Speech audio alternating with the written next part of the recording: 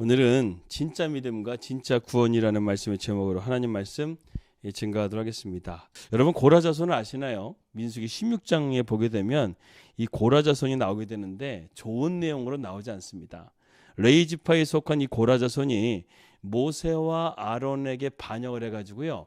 여러분 잘 알다시피 땅이 입을 벌려가지고 고라에게 속한 250명의 땅 속에 그대로 하나님의 심판을 받게 되는 것을 우리가 보게 됩니다. 그런데 민수기 26장 말씀 보게 되면 거기에 고라자손이 나중에 보게 되면 성전 문지기로 또 성전에 찬양하는 사람으로 이렇게 세워지게 되는 것을 보게 됩니다. 역대기상 말씀에 보게 되면 6장 말씀 보게 되면 이 고라자손이 다윗의 장막에서 성전을 지키는 문지기의 역할을 하게 되고 또 시편의 말씀 보게 되면 이 고라자손의 시라고 해서 시편 46편 또 48편과 같은 그런 말씀들이 고라자손의 시로서 기록이 되어졌다는 것이죠. 어떻게 이렇게 반역하고 심판했던 고라자손이 하나님을 찬양하는 그러한 자손들이 되었는가? 또 나중에 보게 되면 역대상 20장 말씀 보게 되면 여호사밧이 이 아람과 모압에게 연합군에 의해서 전쟁을 하게 되었을 때 하나님 앞에 금식하며 기도합니다. 그때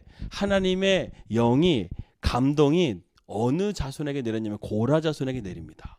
그 고라자손이 하나님의 감동을 크게 받아가지고 그들이 큰 소리를 하나님을 찬양했다는 거예요. 여러분 큰 소리를 하나님을 찬양하게 되면요 적들이 원수가 무너지는 줄 믿습니다.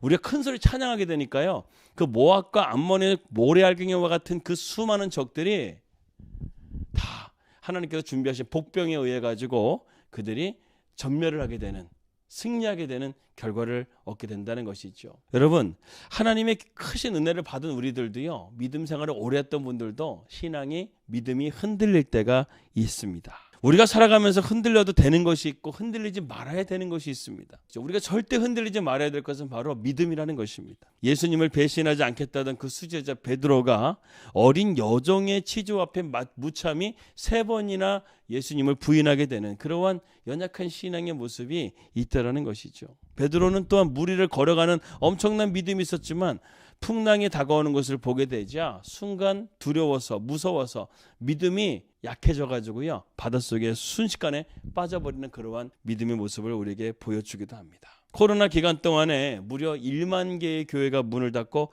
100만 명의 성도가 교회를 떠났다는 정말 좀 상상이 안 가는데 그랬다는 거예요. 주님은 한 영혼을 천하보다 귀하게 여기시고 천국에는 그 영혼을 위해서 잔치까지 벌인다고 하는데 100만 명의 성도가 교회를 떠났다는 거예요. 이건 단순하게 볼 문제가 아닙니다. 이러한 위기 가운데서 우리는 경각심을 가지고 교회를 바라봐야 된다는 것이죠. 근데 문제는 지금부터입니다. 앞으로는 더 큰 환난과 핍박이 다가온다는 것이죠. 이러한 시대 가운데서 우리가 지켜야 될 것이 무엇이겠습니까? 믿음을 지켜야 된다는 거예요. 진짜 내가 예수님을 믿고 있는가?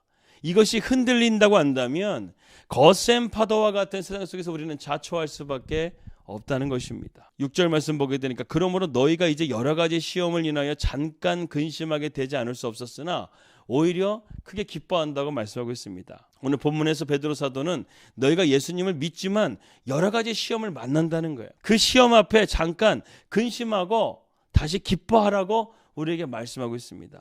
여러분 이 말이 무슨 뜻인가요? 우리가 예수를 믿어도 여러 가지 시험을 만나고 고난도 만나지만 그 가운데서 신비가 있다는 거예요. 오늘 7절 말씀 보니까 너희 믿음의 시련이 불로 연단하여도 없어질 금보다 더 귀해요. 우리의 믿음의 시련이 금이 된다는 거예요. 욥기서 23장 10절 말씀과 같이 나에게 오직 그가 하시나니 그가 나를 단련하시는 내가 정금과 같이 나아갈 것이라고 말씀하고 있습니다. 그러면서 7절 말씀 후반부에 예수 그리스도에 나타나실 때에 칭찬과 영광과 존귀를 우리가 얻게 된다는 거예요. 그 연단을 우리가 통과하게 될 때 하나님의 칭찬과 영광과 존귀를 받게 된다는 거예요. 우리는 이 세상의 복의 그 너머를 봐야 된다는 거예요. 물질로 부귀와 영화를 누리는 것이 우리의 삶의 끝이 아니라 우리의 삶의 진정한 목적은 골은 칭찬과 영광과 존귀에 있다는 것입니다. 베드로 사도는 이 믿음을 금보다 더 귀한 믿음이라고 말씀하고 있어요. 우리의 신앙도 마찬가지입니다. 믿음의 연단을 통해서 우리는 정금과 같은 믿음을 갖게 되는 거예요. 저희가 뉴질랜드라는 시간 또 제 인생 가운데 그런 고난의 시간이 없었다고 한다면 저는 이 자리에 올 수가 없었다는 거예요. 그 믿음의 연단과 과정을 통해서 저희가 이곳에서 하나님을 예배하고 하나님 앞에 나아갈 수가 있는 것입니다. 그 확실한 믿음을 가진 사람에게 하나님께서는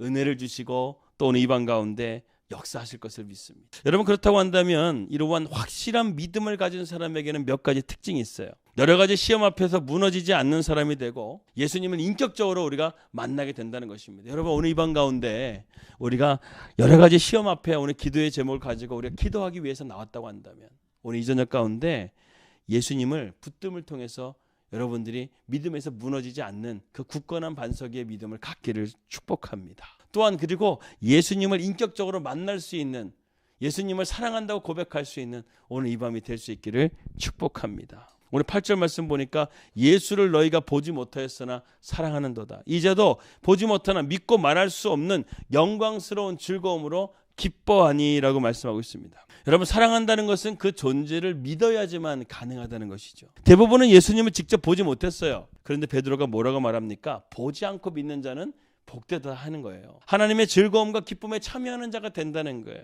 너희가 확실한 믿음으로 예수님을 사랑한다고 이렇게 고백하게 되면 그것이 진짜 믿음이라는 것이고, 9절 말씀에 구원에 이르는 믿음이 뭔지를 말씀하고 있습니다. 9절 말씀, 믿음의 결국 곧 영혼의 구원을 받음이라.